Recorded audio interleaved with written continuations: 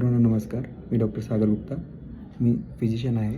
हेडगेवार रुग्णालय, छत्रपती संभाजीनगर येथे. आपल्याला माहिती आहे की सध्या व्हायरलची साथ खूप चालू आहे.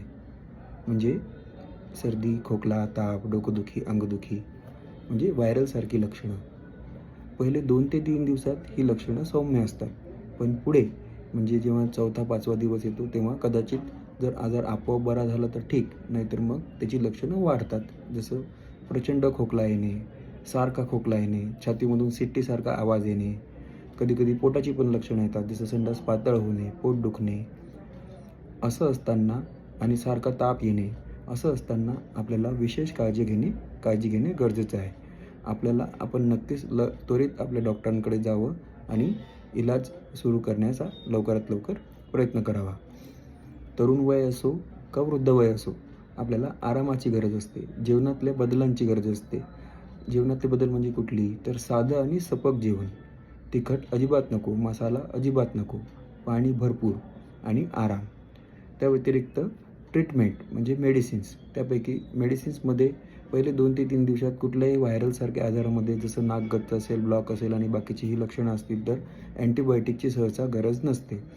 अँटिबायोटिकची गरज तेव्हाच पडते जेव्हा 3ऱ्या-4थ्या दिवशी किंवा 1ल्या-2ऱ्या दिवशी जर प्रचंड खोकल्यामध्ये पिवळ्या कलरचा कफ येत असेल आणि तो सारखा येत असेल, तर आपल्याला अँटिबायोटिकची गरज पडते. किंवा प्रचंड घसा दुखत असेल, पिवळ्या कफबरोबर घसा दुखत असेल तर आपल्याला अँटिबायोटिकची गरज पडते. अदरवाईज अँटिबायोटिकची गरज सुरुवातीच्या लक्षणांमध्ये नसते.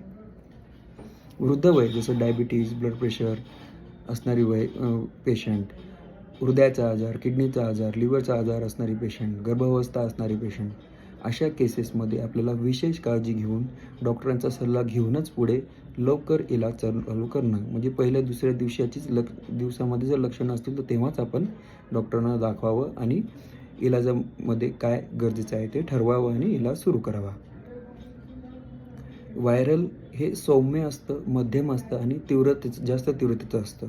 सौम्य जो असतो तो आपोआप हळूहळू बरा होतो. साधी सर्दी असते, आराम केल्याने बरी होते. पण मध्यम आणि जास्त तीव्रतेची आजाराची लक्षणं जसं आपण आता चर्चा केली, ती धोकादायक असते आणि डॉक्टरांना दाखवूनच आपण पुढे नक्कीच इलाज सुरू करावा. पल्स ऑक्सिमीटर म्हणजे हा ॲपरेटस. या ॲपरेटसमध्ये आपण आपल्या हृदयाची गती आणि आपल्या ऑक्सिजनचं प्रमाण बघू शकतो आणि त्याच्यावरून आपल्याला आजाराचं स्वरूप जास्त तीव्र असेल, जसं आपल्याला दम लागत असेल, धडधड होत असेल, असं असेल तर ह्या ॲपरेटसमध्ये आपल्याला हे कळतं की आपलं ऑक्सिजन नॉर्मल आहे का नाही, आपली हृदयाची गती नॉर्मल आहे का नाही, जास्त तीव्रतेची लक्षणं असताना. अशा केसमध्ये